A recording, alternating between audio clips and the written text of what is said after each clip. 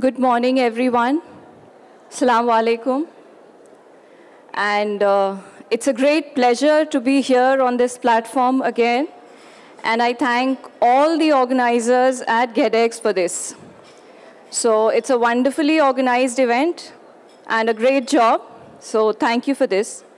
So there are a few people who know me, but for those who don't know me, my name is Dr. Namrata Pathak.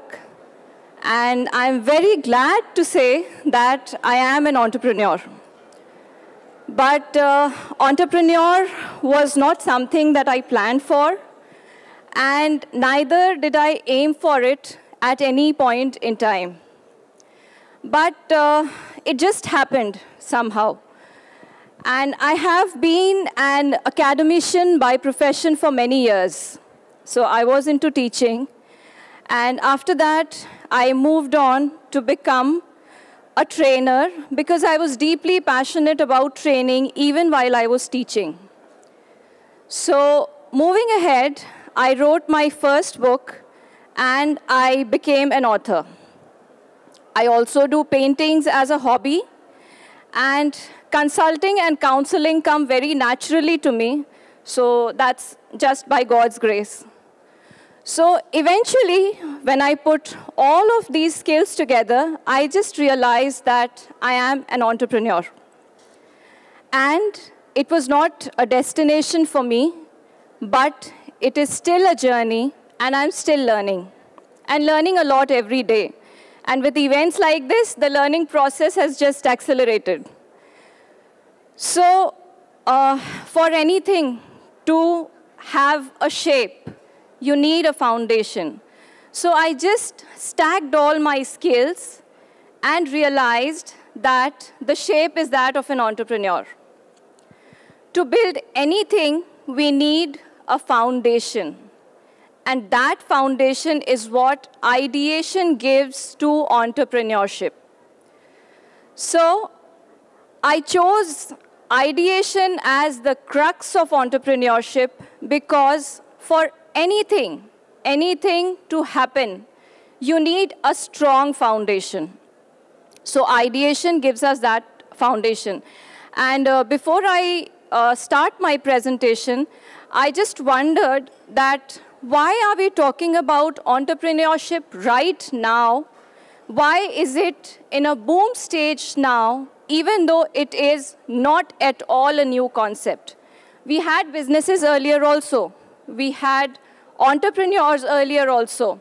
There are very old companies, Ford Motor Company, Mercedes-Benz, KFC.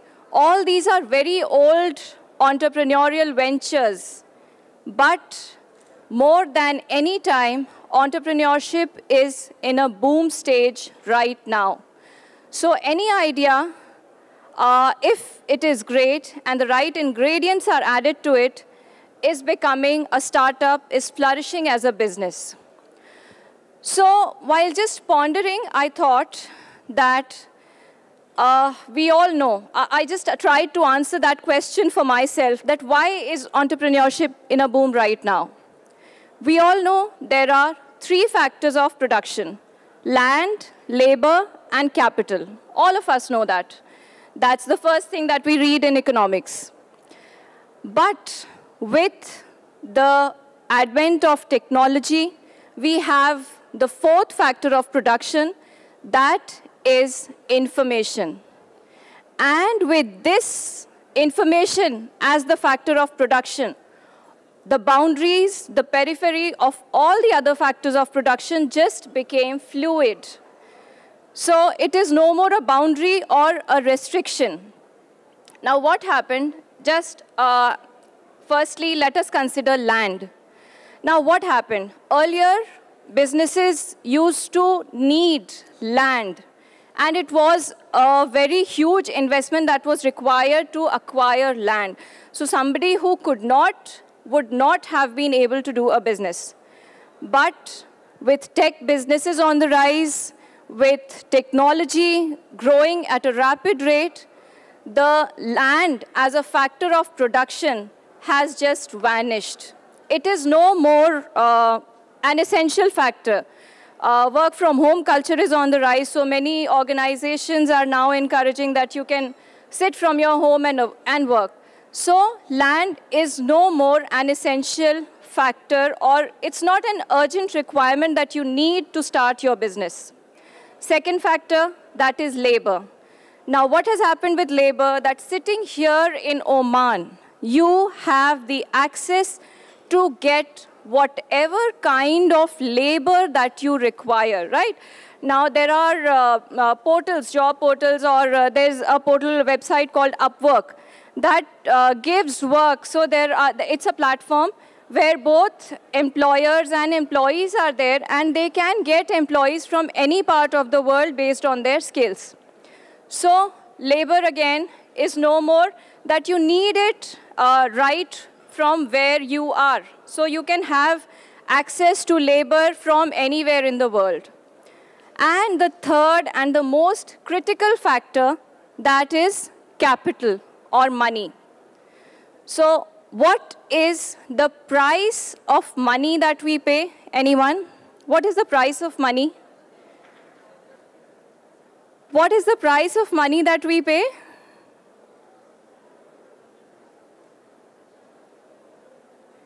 It's the interest rates that we pay. That is the price of money, right? And price and value are two different things. So over the past 10 years or so, the interest rates have gone down drastically. Now, in many developed countries, the interest rates were almost zero, and in some cases even went down to negative. So even in developed countries like US, Europe, Japan, so all these interest rates went down drastically. So you were literally having money at your disposal for free, right? So you can utilize it anywhere. Earlier, people used to keep their money in the banks. But when the interest rates started to go down, people started playing with money. Let's try this, let's try that. So that's how it got reduced. And after that, with globalization, with technology, and with reducing interest rates, what happened was that people started all these three essential things. They just made things so easy that businesses could thrive. So anyone was ready to take risk with money, with technology, and would love to take that advantage of globalization because boundaries had reduced. Now, this was until 2021. After 2022, things have started to change.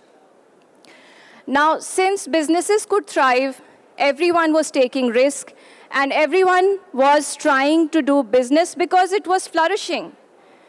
And then what happened is, since it was flourishing, everyone likes to make it big, right? If you get a lot of money, who wouldn't like it?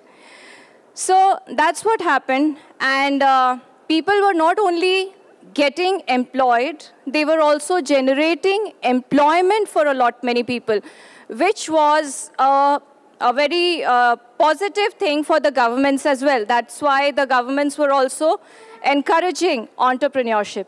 So that's how entrepreneurship became a boom, because unemployment has become a major cause of concern all across the globe. Now, let me come to my presentation, otherwise the organizers will ask me to leave the stage. So everything that we see today, everything that's in your hand, this mic, anything, was once an idea. So any idea that had the potential to thrive and to solve a problem for a large scale of people, only those businesses could thrive. So like during COVID times, masks came up. All the big brands started manufacturing masks, be it Nike, be it Adidas, all the other sports goods manufacturing companies. So everyone started to make masks because it was a good opportunity to make profits. So everything from your phone, your laptop, this mic, table, chair, everything was once an idea. Someone would have thought about it, And many people were also ridiculed and mocked for their ideas. But it is their belief in their idea that made these things possible for us. So, what are the most important pillars of entrepreneurial ideas and the things that we give the least importance to? First one is inspiration. Every idea is inspired by someone or something or somewhere. For example, like flights, the aeroplanes that we see. So Wright brothers saw the birds flying, and they saw that the birds fly in a particular shape with their wings like this. So that's how they got inspired that if they can fly, there would be something that humans could also fly. And they were mocked at for their ridiculous idea at that time. But that's how we have the aeroplanes today. And next, that is intuition. So if people are getting inspired because of certain ideas, please don't underestimate them, because any great idea can become a wonderful business venture sometime later. Now, intuition, there's a saying that prayer is you talking to God, and your intuition is God talking to you. But most of the time, what we do is we ignore our intuition because we feel what the other person would say, what the next person would think, how can I do it? It's not possible. So we always limit our thought processes and fail to listen to our intuition. And to listen to your intuition, it's very important that you sit in silence and don't listen to what's going outside. So listen to your intuition. It's a very, very, very important aspect of getting new ideas. The next one, that is imagination. Now, there is no limit to imagination. You can just imagine anything. There's a story that a child once was asked to paint a scenery. And in that scenery, he painted the sky pink. And the teacher scolded the child that, why have you painted the sky pink? The sky is blue. The sky is not pink. But we all know the sky is different shades at different point in day. Yes or no? It's yellow, it's white, it's pink, it's orange, it's red, it's blue. It's gray also when there are clouds. So what we do now, I request all the facilitators, the educators here, that we follow the old school thought process, that some things that are done in this way has to be followed in the same way. But that doesn't happen. Things change, things are different, and perspectives are different. So let people, let children, let them think something which is beyond our imagination. If someone has thought, that means their imagination is good. In fact, a research has proved that these days kids are losing their ability to visualize. And why is that? Because of the interface of audio visuals at the same time, that is seeing the screen, seeing the mobile phones.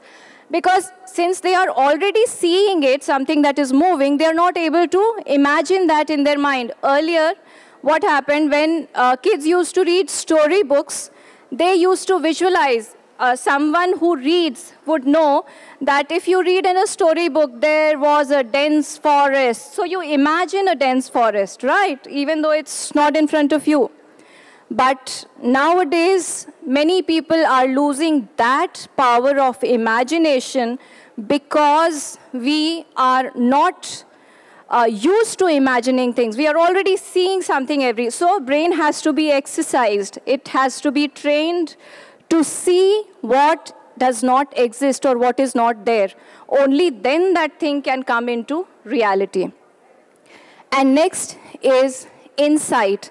Insight is your capabilities to improve things, to find out that something that is already there how can that be improved? For example, a laptop.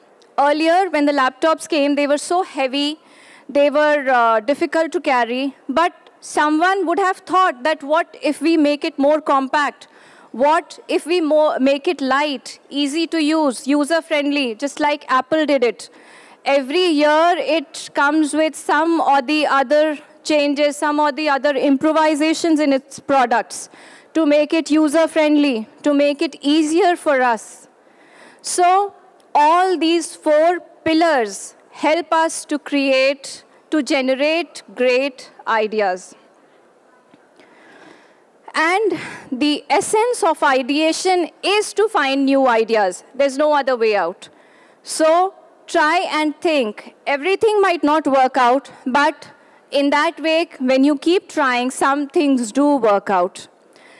So seeing what everyone has seen, but thinking what no one has thought. Like before Isaac Newton, many people would have seen the apple falling from the tree. Yes? But it was Isaac Newton who asked the question, why? So nowadays we have stopped asking questions. Why is it happening? What else can happen? How can we improve? How can we change? So asking those questions and allowing our children, our next generation, to ask questions is the best thing that we can do to get more ideas. You know, everyone says, think outside the box, think outside the box. I say, think within the box, because there is still a lot inside the box to explore, to tap into. Because what we do is, we ignore the simple solutions and we try getting into complicated solutions. And people who think of simple solutions are the ones who come up with best business ideas. So think inside the box too. And once the box is fully tapped, then go outside the box. And ideation, just in general, that it is the process of generating, developing, and communicating new ideas.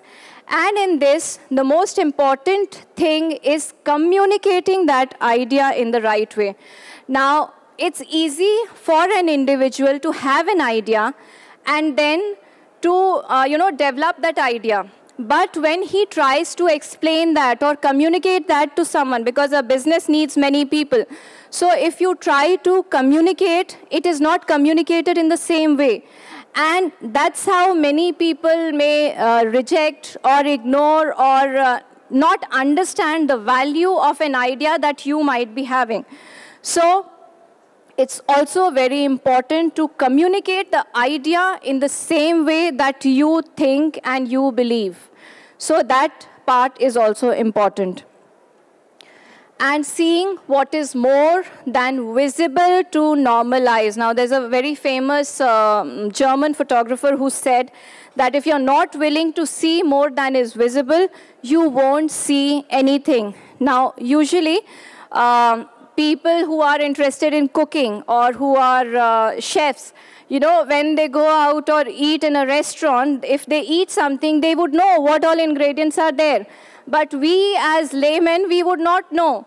So in the same way, it's there for any product or any service. If you won't understand something that is not visible, like me as an academician while I was teaching, so the main concern for me was, like, I used to go and teach, but students, it was a 40 minutes, 50 minutes class. But students could not grasp everything in those 40 minutes. And I had my limitations as a teacher, as an academician, because I could not spare that time. I had other administrative responsibilities as well. So I understood that students, more than those teachings, needed the training for communication, for their interpersonal skills, because they lacked there. And nobody is teaching that to them in colleges. Everybody is teaching the subjects that are there in the curriculum. But communication skills, soft skills, interpersonal skills, these things are not taught in the curriculum. And somewhere business communication, if at all, it's there in the curriculum. That is, not graded. I think it has some lesser scores or something. It's not counted for your final scores. So students are not interested because they are interested in getting their final grades good rather than improving themselves. So that's what happened. And that's how I felt that this is not what I should be doing. And I moved on to training. So you have to see what others are not seeing, something that is not visible to normalize. So this is a phrenology of an entrepreneur. I would not go into much of a detail. Phrenology is the structure of the brain for every individual. So according to our profession, according to what we do, the phrenology is made up and changes also. So for an entrepreneur, here I would specifically speak about entrepreneurs. So the phrenology or the brain structure of an entrepreneur has many parts, but the majority part, that is the cerebrum part, which is responsible for our conscious thoughts, actions, and feelings, the conscious part of the brain, that involves ability to create their own reality. So if they are not able to create their own reality, they would never be able to, have great, as general, we would not be having great businesses in reality. So the entrepreneurs must have that ability to create their own reality. So that is the major part of the brain that shapes up an entrepreneur. And the three most important steps that we need is imaginize. Now, imaginize is something, as I earlier said, that for anyone, the sky can be of any color. You can think of anything. So just imagine that what all possibilities and what all impossibilities are there. So that ways, and we must encourage. Now, I would like to share a story here. I hope I'm not running out of time.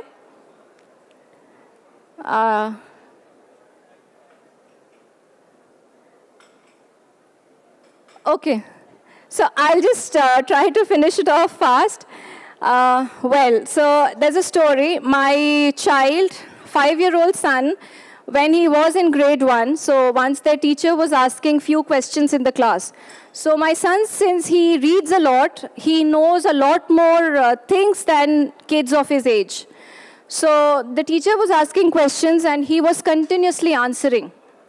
So what happened? The teacher told him that now you don't answer, you just stay quiet, let other children answer.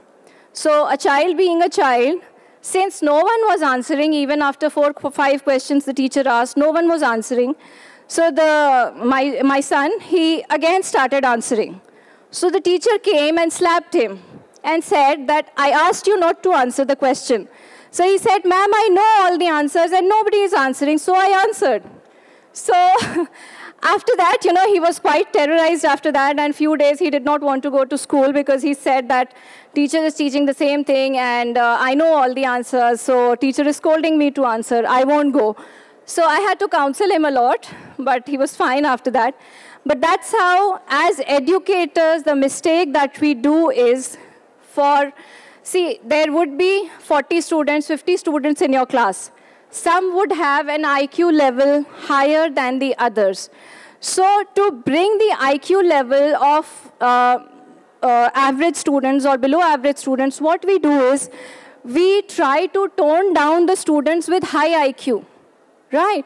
So why not encourage? So this is how, what we do, we kill imaginations, like we say, nip it in the bud. So when the bud is destroyed, that's how imaginations are killed, and that's how great business ideas are killed. So let the imagination part be, of great importance to children, to educators, to facilitators, to everyone. And next, visualize. Visualizing is bringing your imagination on paper. So like we have a rough sketch first, then we have a colored painting. So visualization is that, structure, that form, that you give it to your ideas in structure. And only after that, you realize your ideas become a reality.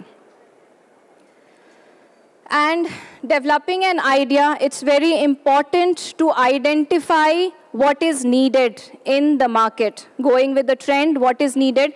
And sometimes many people also create needs in the market, right? Like earlier with iPhones, we used to get earpods, we used to get earphones and chargers, plugs, everything when iPhone was launched. But eventually, the manufacturers thought that people are now used to those earpods and those battery chargers, so they'll definitely buy. So now they're selling it separately. They don't give it with the phones, right, as complementary accessories. So now their earpods have become another business line for them. So you have to identify what's needed by the customers, and if not, then create a need if you want to develop an idea. And also identify the trend, what's going on, like people's, their willingness to connect through social media is the result that so many social media sites have come up. So that's how people are capitalizing on the trends that are being followed in the market. And be aware of everything that is going on in the market. So until and unless you're aware of what's going on here, what's going on in US, in Japan, in India, whatever. So you have to be, as an entrepreneur, you have to be aware of the trends of everything that's going on and questioning assumptions. Until and unless we are able to question our own assumptions, our own hypothesis, until then, new and great ideas won't come up. And creativity is the most essential aspect of ideation.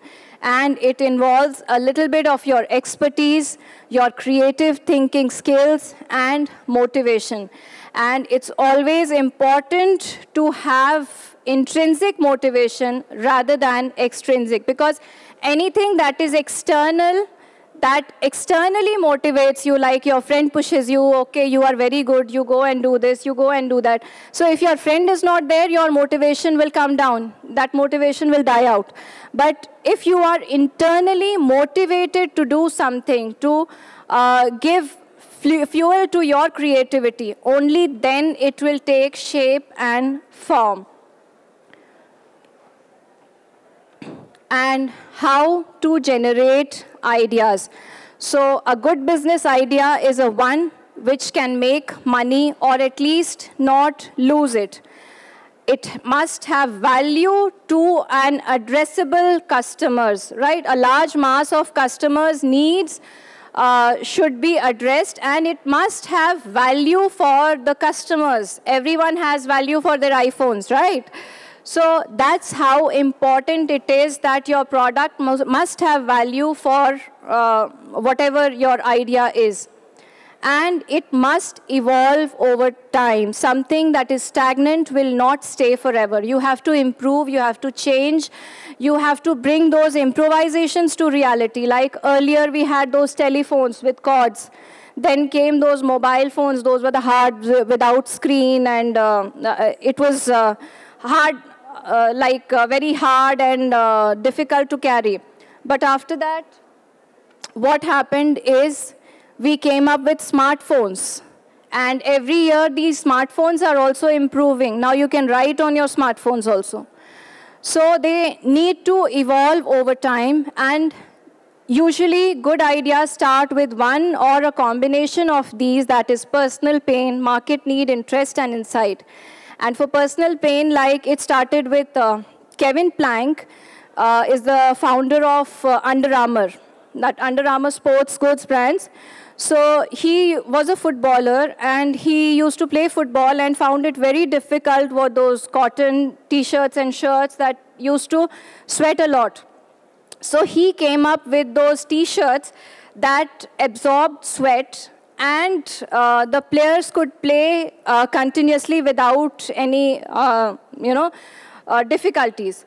So that's how he came. He initially started to sell it in his cars, and it became a huge idea. Now everyone who is exercising, who is into sports, love those clothes. So, and I've already covered market need, interest, like I said, social media. And that's how, and inside we have a very good example of Apple. That's how they keep on improvising. They keep on coming up with new improvements in their products.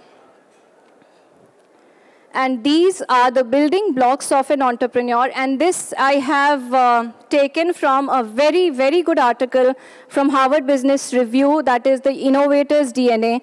And I recommend everyone who is interested in reading, please do read this article. It's a wonderful article, very, very well written, and very well explained. So, courage to innovate. So you must have that courage. If people are mocking, if people are making fun, most of the ideas die because people don't have the courage to take their ideas forward. And challenging the status quo, something that is there, something that already exists, and you're able to challenge that. So that is one skill an entrepreneur must have. He must be able to question, to observe, to network. In obviously a platform like this, we are networking. So all these things, in experimenting, in taking risks. So taking risk is an essential part of setting up any entrepreneurial venture. And the cognitive skill, that is associational thinking. Now, associational thinking is a very nice concept, and it has been explained not only in this article, but at many other places as well. So what happens in associational thinking, we try to connect the dots. So something, a person may have a thought, like suppose, it's not like a dictionary, like where a word starting with T, and you find all the words starting with T at the same place. Associational thinking means, suppose if I say the word theater. So what happens is your brain will try to connect all your experiences that you have with theater, the ability to connect everything. And that's how people who have this ability to connect, to associate things one from the other, from their experiences, they come up with great ideas, and with ideas of what might work and what might not work. And lastly, this is how Airbnb started their business. Like two young individuals could not pay their rentals, and that's how they rented out their space that they had with mattresses, and two people showed up, and that's how it started. So this, you can get it anywhere, and you can study. Airbnb is a very good case study to know how you can start a business, how a great idea, how even a simple idea can become a great business if the right efforts are taken. And lastly, Henry Ford once said that if I had asked people what they wanted, they would have said faster horses. So if you keep on asking people, you will never get great ideas. If you want great ideas, you need to depend on your intuition, your imagination, or on the imagination of like-minded people. So thank you very much. And I don't know if I took a lot of time, but thank you.